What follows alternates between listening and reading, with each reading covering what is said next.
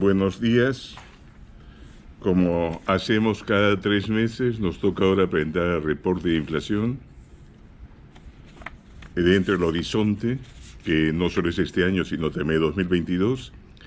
Y vamos a comenzar con el crecimiento esperado en el mundo. Frente a lo que proyectamos en diciembre, las cifras que están proyectándose son bastante más optimistas. Particularmente en el caso de la economía norteamericana, el reporte de marzo proyectábamos un crecimiento, de diciembre proyectábamos 4%, ahora proyectamos 6,5%. El caso de China también el crecimiento esperado ha subido de 8,1 a 8,4. Tenemos que las dos economías más grandes del mundo van a estar impulsando el crecimiento global. Y para el 2022 todavía se mantiene un crecimiento importante. El caso europeo se ha habido un ligero descenso y en el caso de América Latina el crecimiento es menor al resto de regiones, pero aún así se ha corregido levemente frente a los estimados algo mejores que tenemos de varios países. La economía mundial en su conjunto, que antes esperábamos que creciera 5,4%, va a terminar creciendo 5,8%. El siguiente, por favor. El miércoles salieron las proyecciones de los miembros del Comité de Operaciones Monetarias de la Reserva Federal, y ahí pueden ver cómo hay este cambio de ánimo en el mundo. En diciembre esperaban el Banco Central norteamericano, el directorio, si quieren ustedes, el Banco Central norteamericano, para simplificar, espera 4,2% de crecimiento para este año, ahora espera 6,5%. Y para el próximo año inclusive ha elevado el crecimiento de 3,2 a 3,3. La inflación, más bien, sí espera este año para Estados Unidos, ha subido de 1,8 a 2,4, y esa es la preocupación que se está viendo en mercados internacionales, en que hemos visto que el rendimiento de los bonos del Tesoro americano han subido fuertemente a 5 y a 10 años, afectando también los rendimientos de los bonos en todo el mundo. Un punto importante a destacar es que, a diferencia de lo sucedido en la crisis 2008-2009, ahora sí hay un paquete fiscal sumamente importante. Es decir, que el estímulo no solo va a venir de parte del Banco Central, sino también viene acompañado de un fuerte programa fiscal del gobierno americano que se espera que jale al conjunto del mundo a la larga. Continuemos, por favor. Ahora, lo que hemos visto es una recuperación rápida el año pasado. Estas son las cifras del año pasado. Y lo interesante es cómo Perú se ha podido recuperar bastante rápido.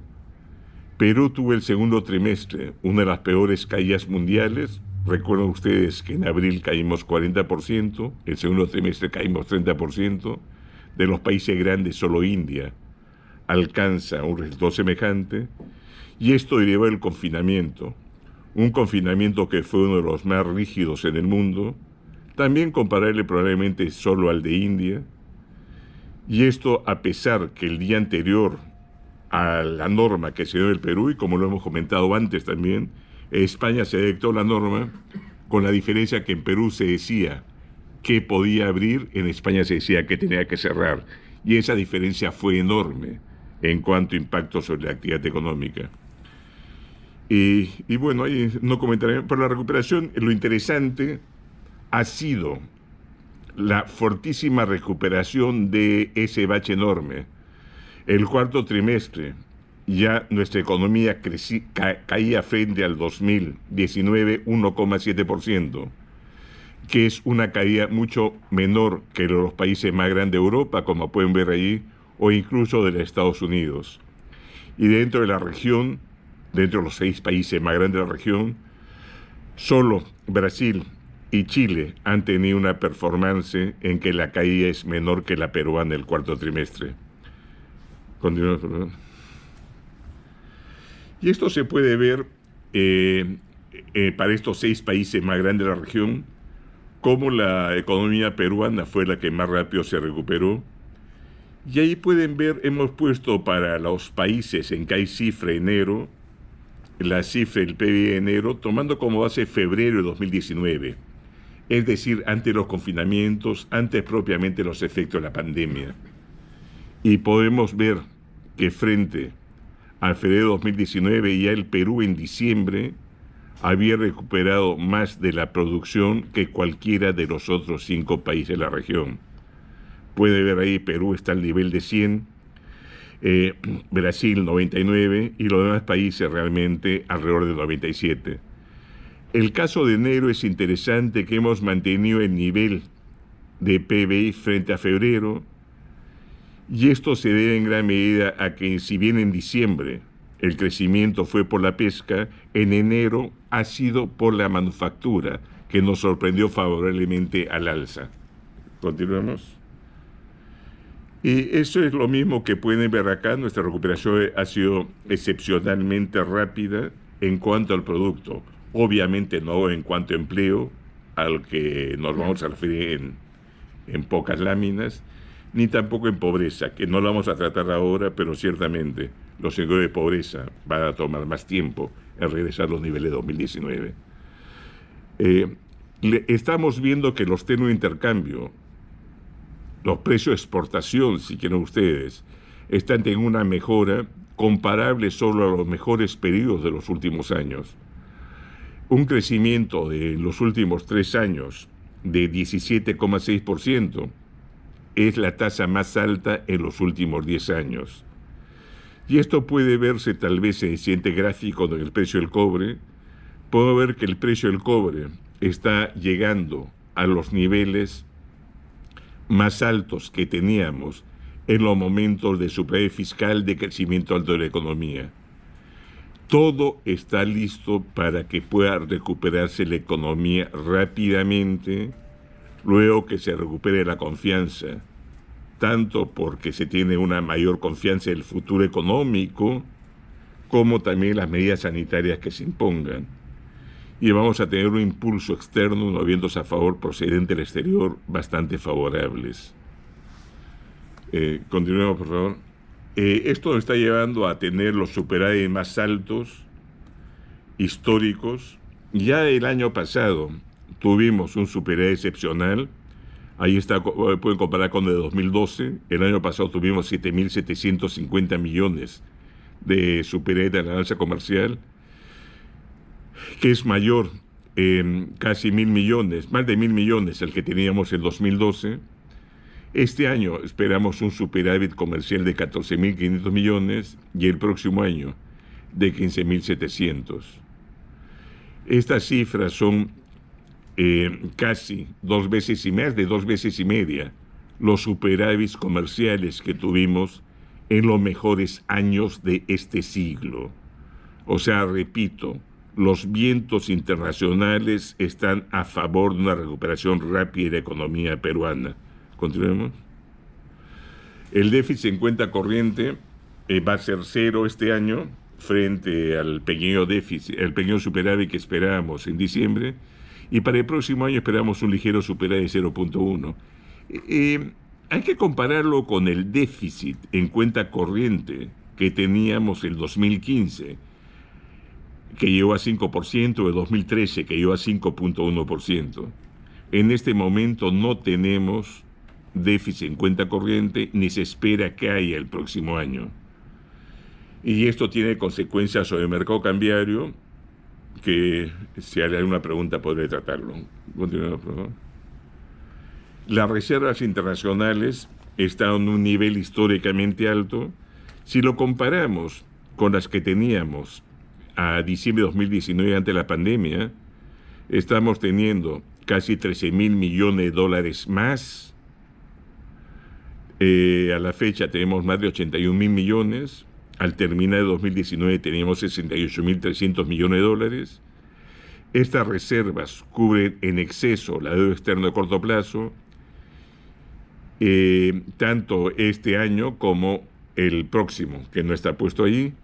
Pero lo importante es señalar que además, cuando bajamos la tasa de interés a 0.25%, vemos una línea que no tiene ninguna condición y solo se da a los países que tienen fundamentos macroeconómicos más sólidos por parte del Fondo Monetario Internacional, que es una línea de 11.000 millones.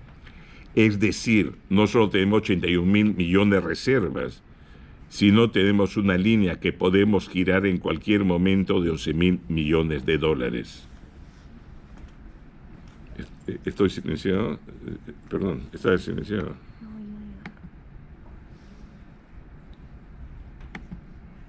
¿Se me escuchó? En el primer trimestre, la recuperación va a darse un poco menos de lo que esperábamos, dado el confinamiento de febrero, pero aún así estamos esperando una recuperación del nivel de actividad económica ya plenamente el primer trimestre del próximo año. Como pueden ver ahí, la recuperación va a continuar.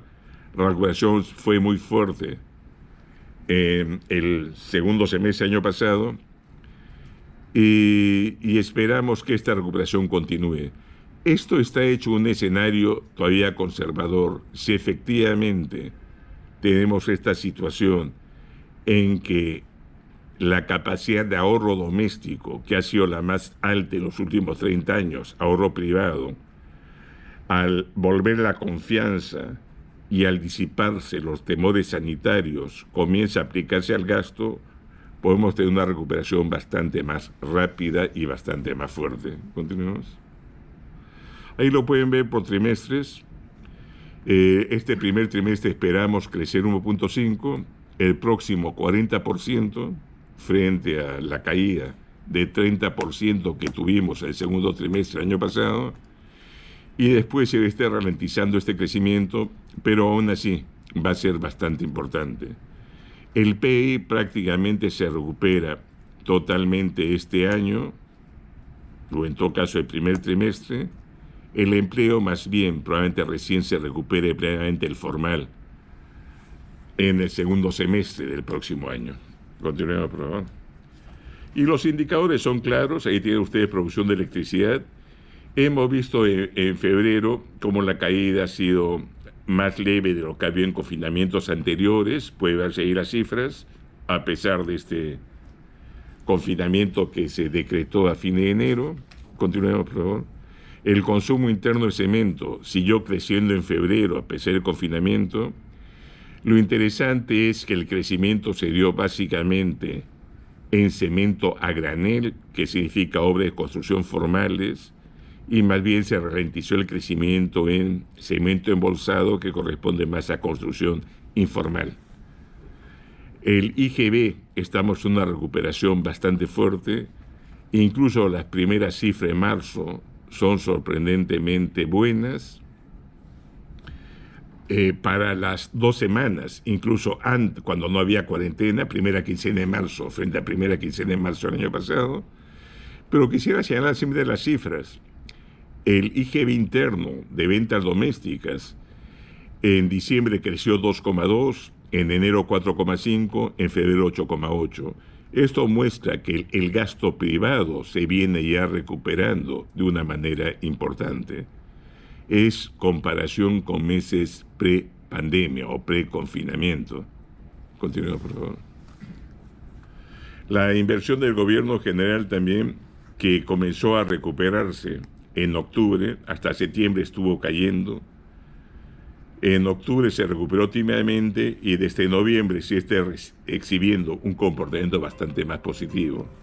Es decir, a las cifras que tenemos del impulso monetario, estamos agregando un impulso fiscal que va a contribuir a una recuperación bastante más rápida.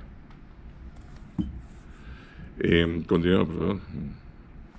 Las expectativas sí se han deteriorado en el confinamiento, por el confinamiento, pero aún así vemos que están bastante por encima de los meses largos de confinamiento que tuvimos el año pasado. Está, creo, también afectado probablemente por la incertidumbre electoral y también por tal vez una vacunación más lenta frente a lo que podía haber esperado la gente en algún momento. Pueden ver ahí que la economía en general está mostrando mejores resultados que en enero las expectativas, pero si vemos a 12 meses, se ha caído lo que esperaba de la economía a 12 meses, está en terreno positivo, pero algo menor, y lo mismo el sector a 12 meses, y eso solo puede reflejar probablemente algo de incertidumbre política. Continuemos. Las exportaciones no tradicionales están creciendo, la importación de bienes de capital están teniendo un comportamiento positivo desde diciembre. En febrero hemos visto un incremento de más de 20%. Continuemos. Y ahora vamos al PIB por sectores económicos. El PIB primario lo hemos ajustado para este año a un menor crecimiento, básicamente por un menor crecimiento en minería esperado, particularmente cobre. Antes esperábamos 14.4% de crecimiento en la minería, ahora esperamos solo 11%, y esto lleva a una corrección en el crecimiento del PIB primario. Y para el próximo año más bien estamos compensando con un crecimiento mayor. Vemos una normalización ya de los niveles de producción de cobre particularmente esperados. Antes esperábamos 4,8% crecimiento de la minería, ahora esperamos 6,9%. Y eso ya el crecimiento del 2022 del sector primario a 5,7%. El PIB no primario está manteniendo casi los niveles anteriores, estamos proyectando 11,7% crecimiento, básicamente derivado de la menor actividad de algunos sectores durante febrero,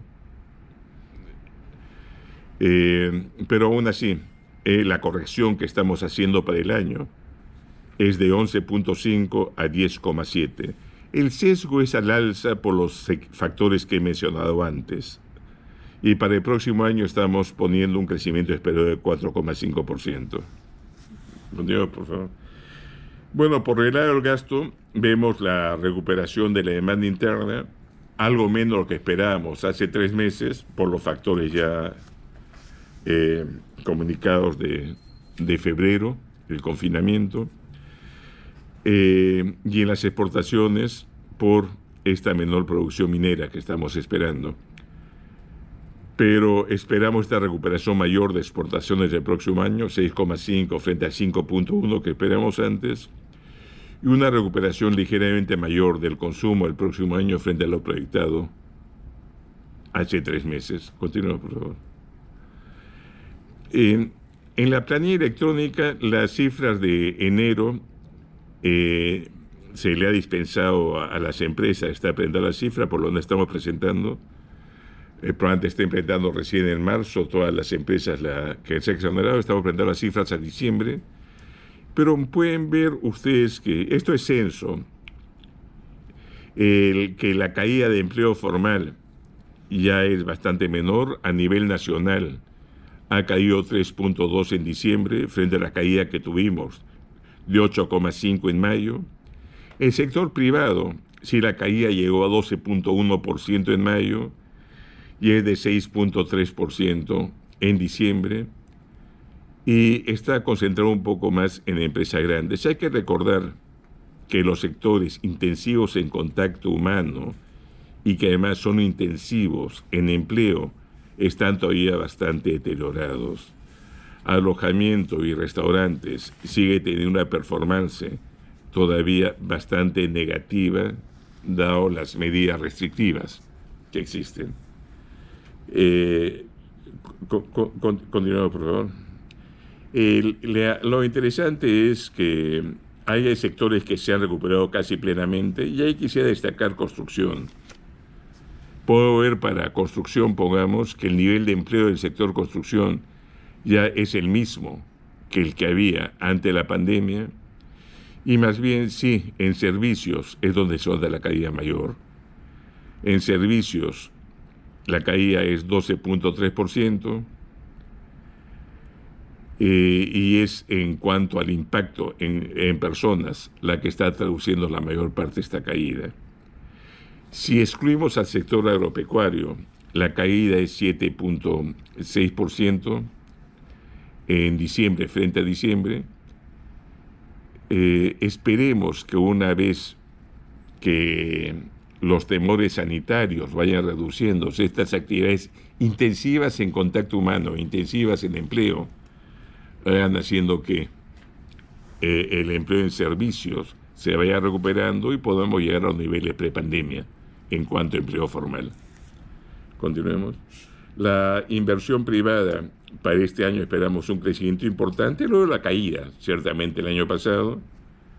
Para el caso minero esperamos un crecimiento de 24.8% y para el no minero estamos esperando un crecimiento de 14.2%.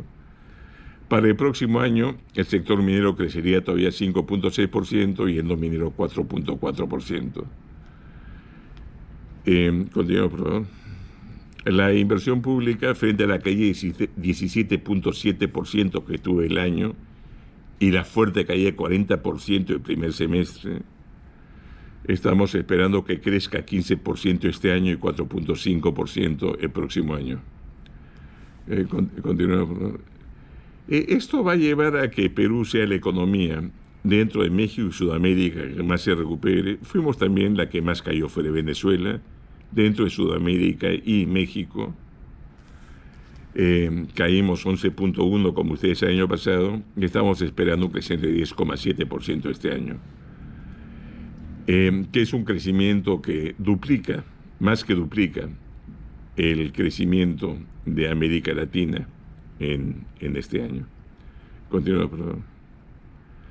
Un punto importante a destacar, porque creo que pues un factor dinamizador importante una vez que haya la confianza para gastar y tanto por el lado de confianza del futuro económico como en la situación sanitaria, es que el ahorro privado, tanto el tercer trimestre como el cuarto, han sido a niveles altísimos. El tercer trimestre llegó a 26.1% del producto, ¿no? Y el cuarto trimestre a 30.1% del PBI, que son niveles excepcionales. Miren ustedes, si ven los años anteriores, estamos con niveles entre 13 y 16%. O sea, es una capacidad de gasto que va a aplicarse en algún momento. Y esto se ha notado por crecimiento de depósitos de sistema bancario, crecimiento de fondos mutuos de personas naturales, etcétera, etcétera. Continuamos, por favor. El déficit, que fue 8,9 el año pasado, esperamos que sea 4,4% este año y 2,8% el próximo. El déficit es el mismo que estimamos para este año en el reporte de inflación anterior y más bien si hemos corregido a la baja el que esperamos el próximo año. Esto en gran medida derivado, hemos visto del eje interno cómo está recuperándose fuertemente, pero sobre todo los mejores ingresos que esperamos, dado el precio de commodities que estamos viendo ahora. Continuamos. El déficit es explicado básicamente por la caída de ingresos fiscales. Los ingresos corrientes el año pasado cayeron 10,4%. Este año esperamos que crezcan 19% y que el próximo crezcan también a 2 dígitos, 10,4%. Los gastos corrientes del gobierno general estamos esperando un ligero decrecimiento este año y el próximo, dado que las transferencias van a ser menores a las familias y más bien lo que esperamos es que la inversión pública, que como comentamos había caído el 2020 y también el 2019, ahora tengo un compromiso positivo de casi 20% este año y 7.3% el próximo año. La deuda del sector público, que llegó a un pico de 35% este año. El año pasado, dentro de los países más grandes de la región, éramos el país con menos deuda sobre PBI, con 26,8%. A pesar del crecimiento que tuvimos el año pasado, sigue siendo el país con la menor deuda. Solo Chile tiene un nivel próximo. Se espera que se considera que el año pasado ha sido casi 48%. En el caso de Colombia y México están más por el lado del 60% y países como Brasil y Argentina están más por el lado del 100%. Es interesante que da la recuperación del PBI, estamos esperando que la deuda sobre el producto sea algo menor este año que el año pasado y sea también ligeramente menor el próximo, con niveles que son de un país todavía bastante solvente, nivel de 34.4% del PIB este año, 34.3% el próximo. Lo que sí estamos viendo es una menor participación de extranjeros en el mercado de bonos en moneda local. Ha ido cayendo, llegó en septiembre y octubre a sus picos, 54,8% en este año. Antes habíamos tenido cifras mayores. La incertidumbre política, perdón, de los problemas en noviembre, en que tuvimos 3 presidentes, la incertidumbre electoral y que está desapareciendo el agente local, amenazó el agente local más importante institucional, que son AFPs, he estado haciendo que estos papeles estén perdiendo atractivo frente a otros países y se está viendo esta reducción en la participación de extranjeros en el mercado de bonos locales. Continuamos. Ahí podemos ver la tasa de rendimiento de los bonos soberanos. En gran parte de las subidas, y de marzo, hay que reconocer que se debe a la subida de la tasa de los bonos norteamericanos, pero aún así, fue Brasil en que hay una preocupación grande con respecto a su situación fiscal. Hemos visto que su deuda, casi 100% del producto. En el caso peruano, sí, podemos ver que frente a diciembre de 2019 o hemos aumentado 0.5% el rendimiento de los bonos a 10 años, mientras en países como Colombia solo ha aumentado en 0.1, o en países como Chile se ha mantenido constante.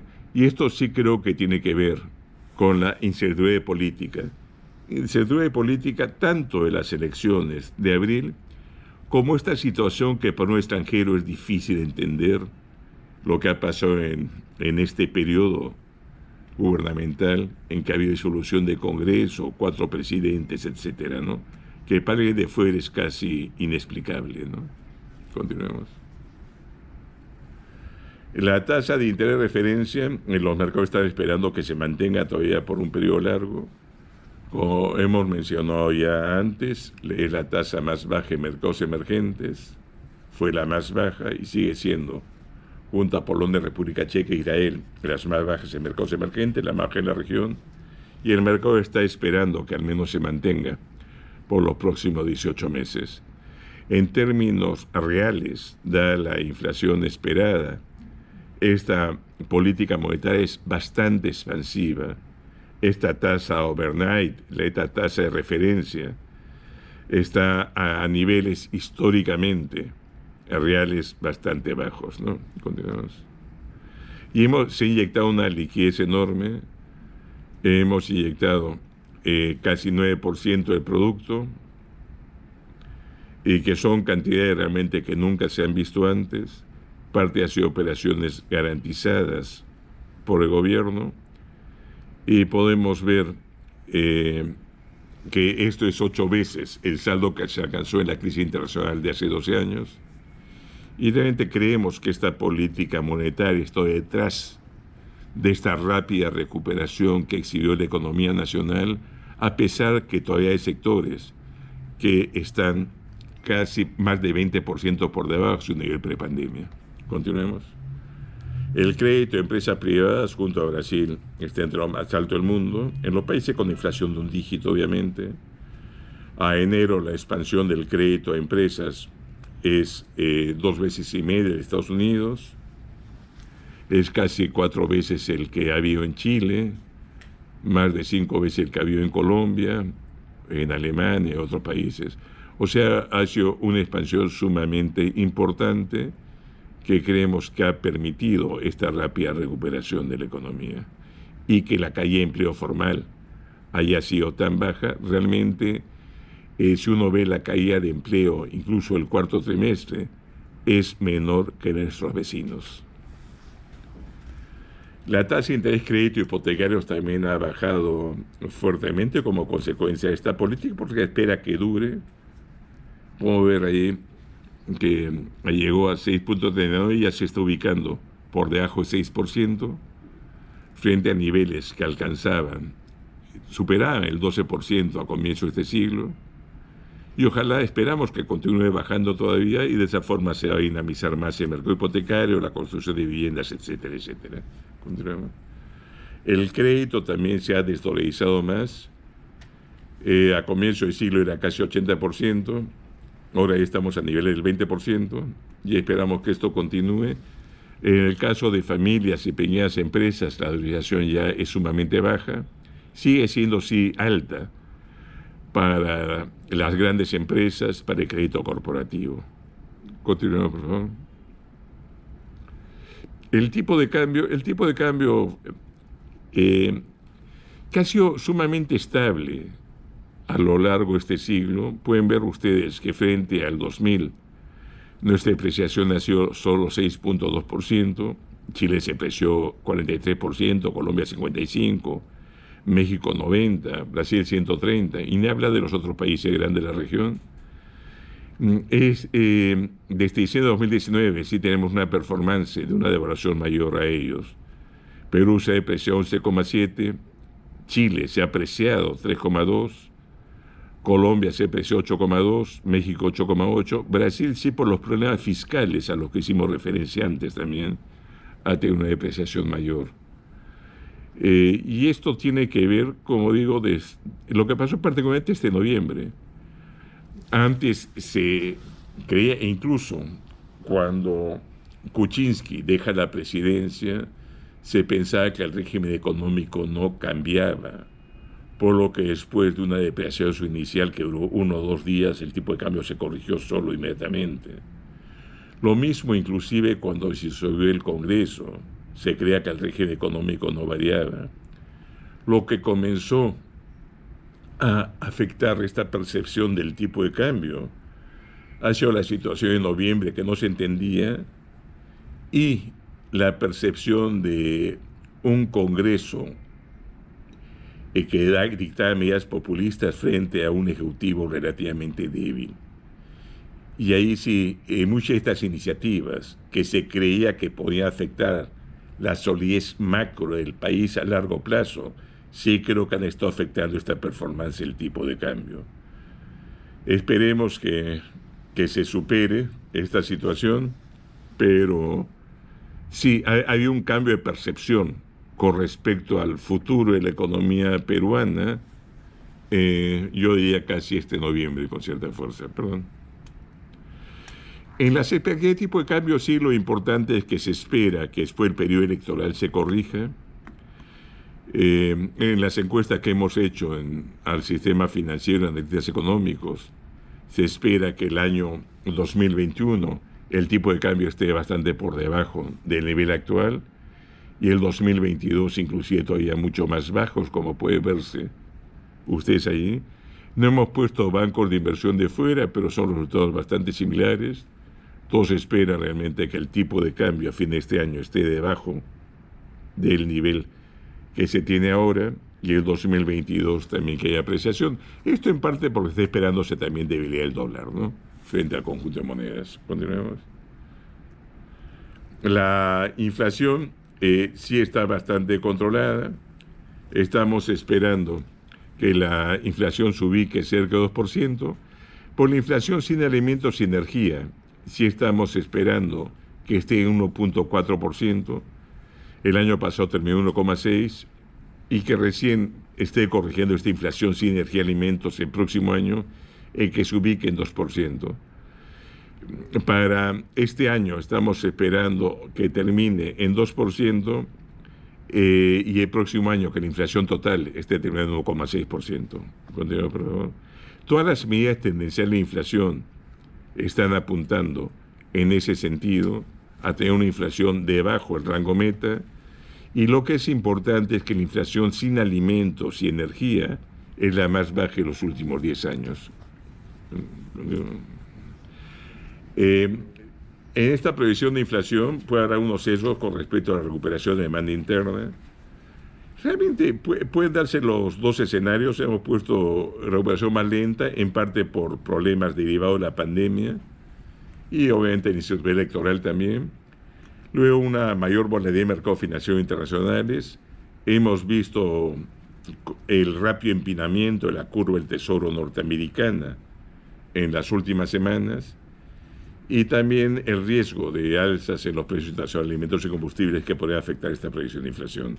Y con eso estoy listo para sus preguntas. Muchas gracias por la atención que hayan podido prestar.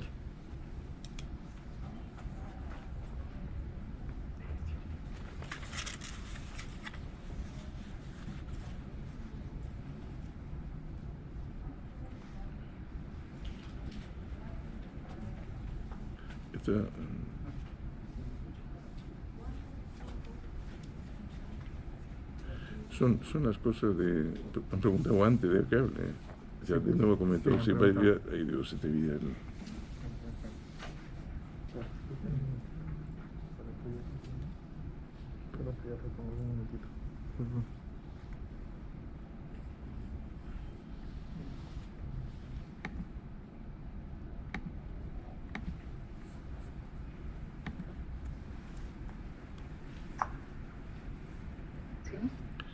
Ok.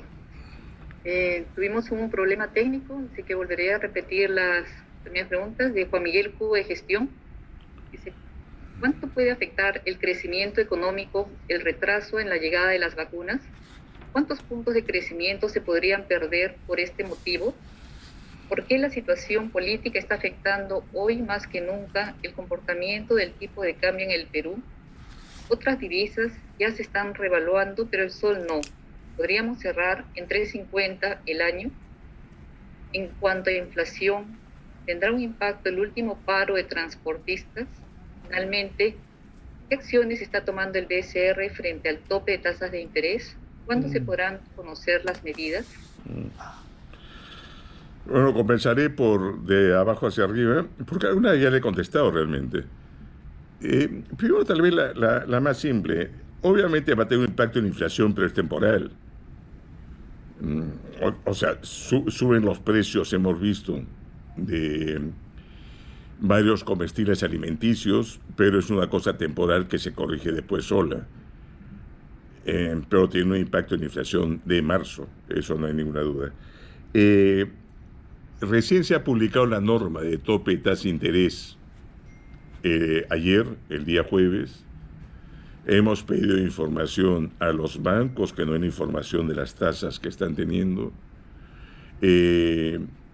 Vamos a cumplir obviamente con la norma. Esperamos que la información de las entidades financieras esté llegando en los próximos 10 días o máximo 15. De ahí tenemos que hacer una propuesta que, si bien podemos tener una idea de lo que va a ser, nosotros si actuamos técnicamente viendo las consecuencias que podía tener, y la presentaremos al directorio para su aprobación. Probablemente salga la segunda quincena de abril y se rija a partir de mayo. Y creemos que es una norma bastante mala, eso no hay que dejar de decirlo. No tiene ningún impacto macroeconómico. Lo único que hace es excluir a la gente que tiene menos acceso usualmente al sistema financiero, a los más pobres. Y eso hay que ser muy conscientes. Sea cualquiera el tope que pongamos, probablemente van a quedar muchos excluidos de acceso al sistema financiero. El que Juana Sánchez ya no le cobren 120, para decir cualquier número, no significa que le van a cobrar 80, no le dan el crédito simplemente. O si se lo dan, realmente Juana termina gastando más, porque le piden otros requisitos que son imposibles de controlar. Le piden que traiga los ingresos de todos sus hijos, familiares, lo que sea, como para disminuir la percepción de riesgo que tengan. El problema es percepción de riesgo. Algo es competencia y ha ido a atacarse de esa forma, pero se ha optado por lo más facilista. Es cierto que lo tiene otros países, pero si ustedes conversan con las autoridades, los mejores economistas de esos países, ninguno de ellos lo recomienda. es una medida claramente populista y que perjudica básicamente a los más pobres. Pero obviamente vamos a cumplir con la medida y lo vamos a hacer de la forma más técnica posible. Simplemente para terminar, y ya redondeo esto, no son los bancos más grandes. Los bancos más grandes, primero los que han tenido utilidades más importantes ni siquiera tocan crédito de consumo. Es más, han vendido muchas veces su área de crédito de consumo. Y usualmente el segmento al que se dirigen es otro.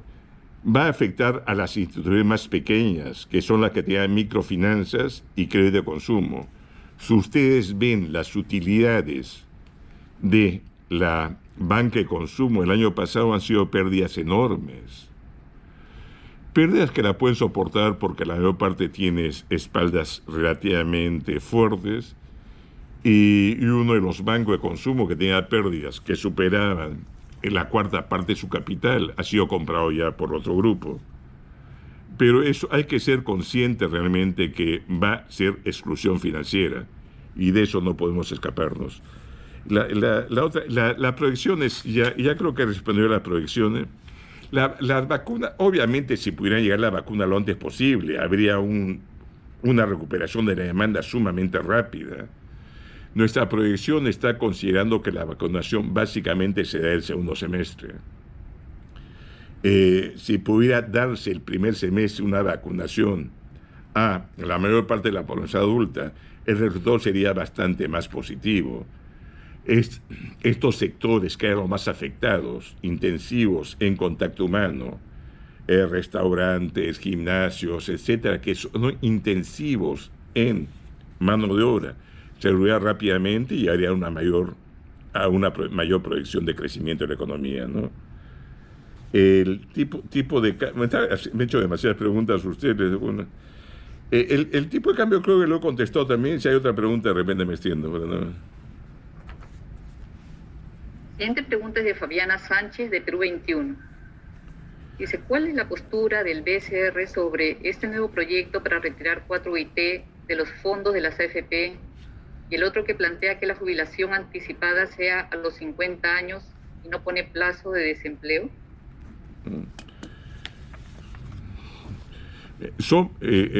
Realmente no hay forma de calificar generosamente estos proyectos.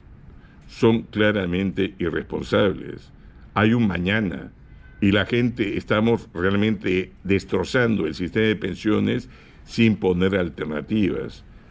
Uno todavía podía entender el peor momento de la pandemia, algún retiro, pero esto sencillamente ya es difícil de justificar. Es cierto que es la plata de los ahorristas, de los afiliados a las FPs, pero como ustedes saben, hay un sesgo al consumo presente. Cuando hablo con gente que tiene 60 años, agradecen que hayan tenido que ser obligados a ahorrar, porque ahora se sienten más tranquilos en la vejez. Y la vejez es dura, y es mucho más dura cuando no hay los ingresos para sostenerla. Somos un país que está experimentando un cambio demográfico rápido. Vamos a llegar a ser viejos antes de ser ricos. Y de eso creo que no se es plenamente consciente. Cuando uno dicta medidas de este tipo, debe analizar los efectos colaterales y escuchar las opiniones técnicas.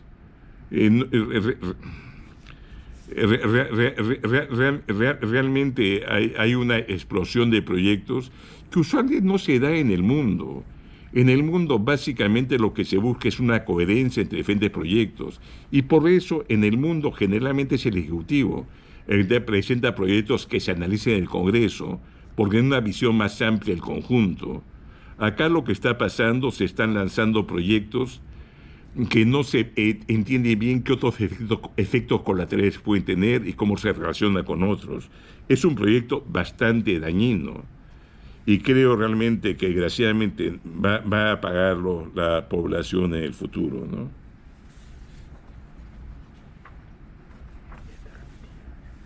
Bueno, la siguiente, hay algunas preguntas que se van repitiendo, así que vamos a centrarnos en las partes nuevas. Las siguientes son de Carlos Besombes, de la República. Dice, de aprobarse en el Pleno los proyectos que modifican el REGI y permiten el retiro hasta 4 ITs de las FPs, el BCR evaluaría nuevamente implementar el mecanismo de repos para mitigar el impacto, y sobre el programa de garantías COVID-19 que vence a fines de marzo y que de acuerdo a las cifras no tuvo tanto éxito, se puede hacer respecto a los créditos ¿Qué programa? de consumo. El Ejecutivo, por su parte, anunció que estaba en conversaciones con la banca. ¿Pero qué recomendaría el BCRP? O sea, no he entendido la ¿Puedo pasar a otra pregunta mientras la lee nuevamente esta? No lo escuchaba.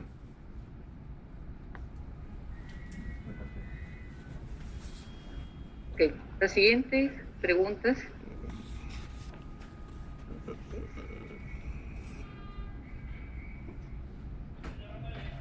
Bueno, o puede leer la pregunta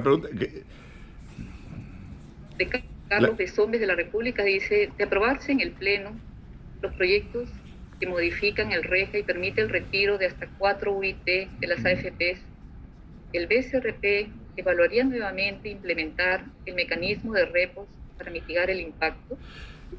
Sí, la segunda... A ver, pero contesta esa.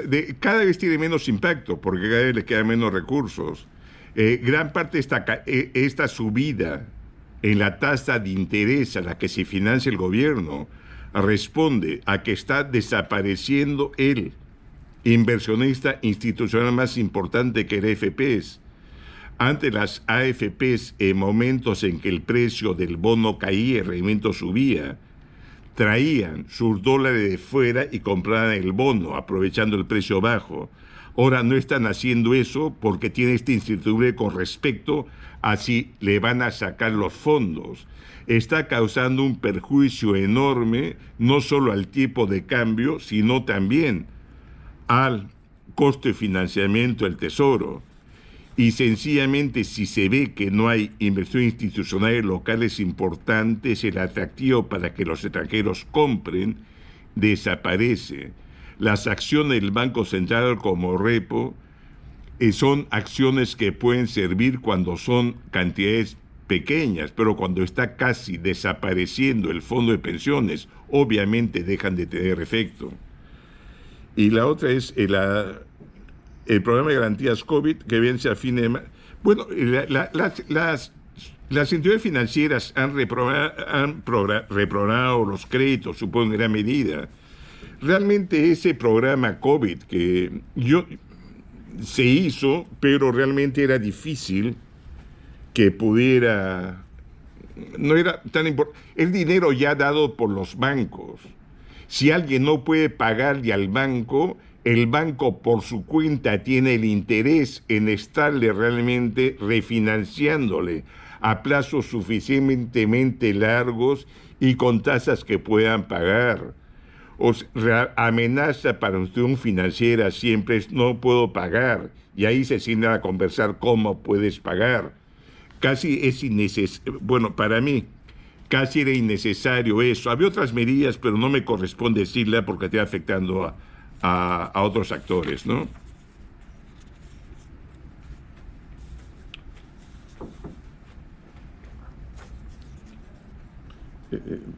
¿Vale? La siguiente pregunta es de Álvaro Cisneros de Panamericana Televisión. Dice: ¿qué opinan respecto a las propuestas de algunos candidatos presidenciales que plantean realizar obras públicas con fondos del BCR, a pesar que la Constitución no lo permite? No voy a comentarlo, pero no entiendo por qué se necesitarían fondos del BCR.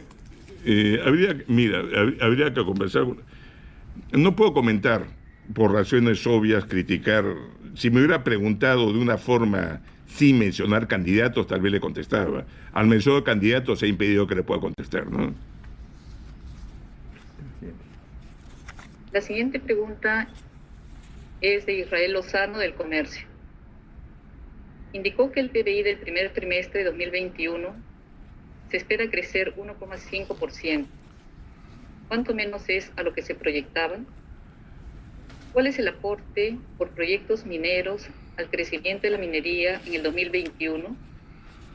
¿Cuáles son las que ahora tienen una menor proyección de producción a la esperada en el 2020? en el 2022 se espera la incorporación de algún proyecto minero.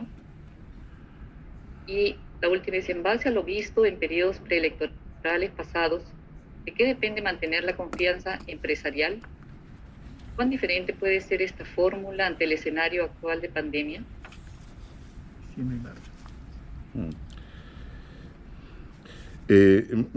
Muchas gracias. Antes esperábamos para el primer trimestre un crecimiento de 2,7%, ahora esperamos uno de 1,5%. Si usted habla de nuevos proyectos mineros, realmente no hay ninguno importante ahora en el horizonte, y esa es una pena, que supongo que es a donde apuntaba su pregunta, ¿no? Obviamente hay muchos proyectos que están bastante avanzados, pero no están todavía listos para considerarlos en el calendario que tenemos en 2022. ¿De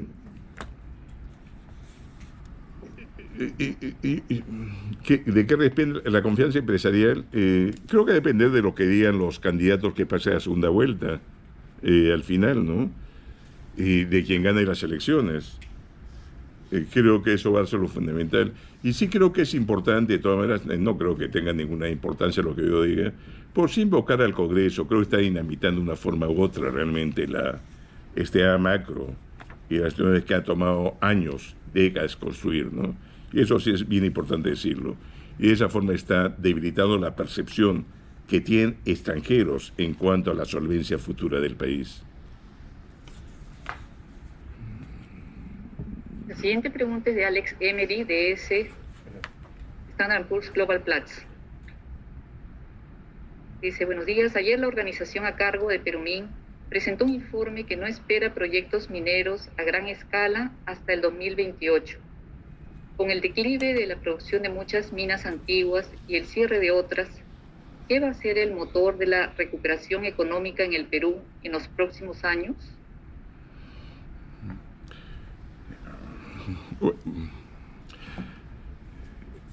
Nunca he entendido este tipo de preguntas. Realmente hay un conjunto de sectores que pueden crecer siempre.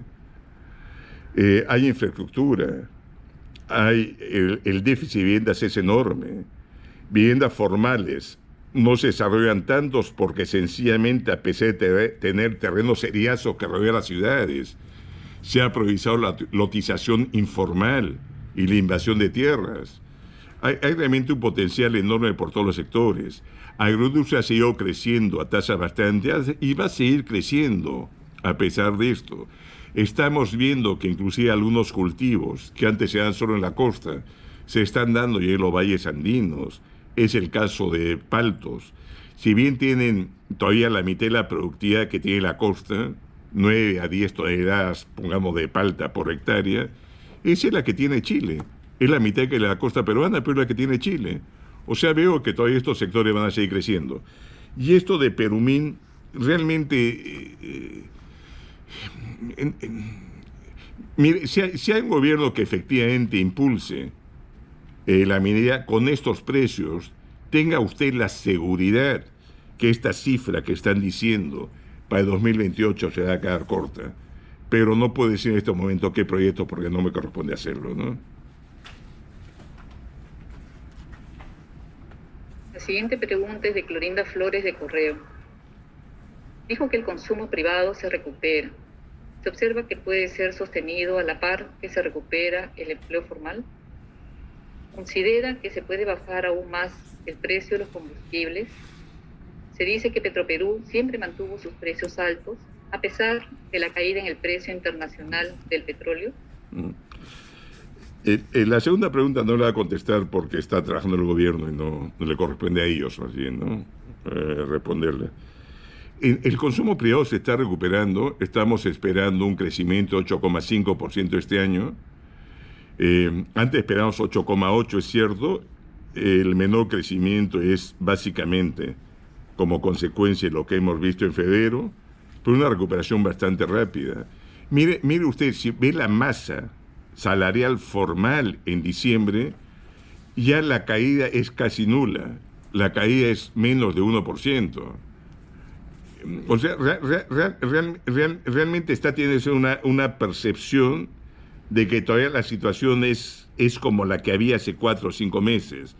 Hay una recuperación rápida. Con esto no quiero decir que no haya un montón de problemas. La situación de empleo todavía en varios sectores es pavorosa. Hemos visto particularmente mujeres cómo han tenido que quedarse en su hogar para cuidar a niños o a familiares, etcétera. Es una situación que recién se va a superar una vez que los temores sanitarios se disipen, y ojalá que esta confianza en no solo la solidez económica, sino las perspectivas económicas futuras se consoliden y la gente esté dispuesta a gastar. Si la gente no tiene confianza en el futuro, no va a gastar. Este ahorro privado enorme, que es el más alto de los últimos 30 años, y que se ve en todo el mundo. Los temores de inflación norteamericana no solo es por el déficit fiscal, perdón, por el impulso fiscal, sino también una vez que estén vacunados, se está pensando que el ahorro privado, que también ha crecido mucho en Estados Unidos, comience a canalizarse al gasto. Y eso creo que es importante. El consumo no tenga duda que se va a recuperar, inclusive nuestra proyección de 8.5 para este año y 4.8 para el próximo puede quedar corta. La siguiente pregunta es de Marco Aquino de Reuters. Dice, la menor proyección de crecimiento para este año a 10,7% desde un 11,5% es solo por las recientes restricciones ante la segunda ola del coronavirus. Los buenos precios internacionales de los metales como del cobre no podrían sostener este bache de los primeros meses de este año. Sí. El efecto es básicamente por un efecto real. O sea, el mes de febrero el crecimiento ha sido menor al que esperábamos, debido a la restricción que ha habido en algunas actividades.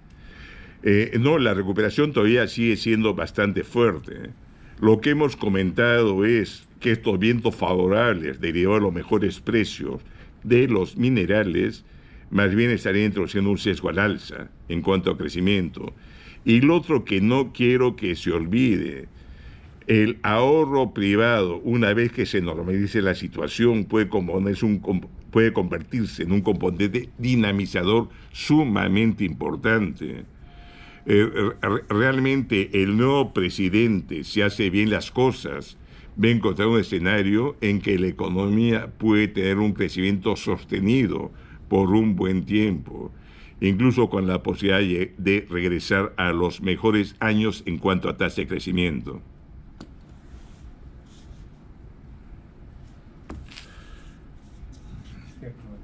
Bueno, creo que la última pregunta.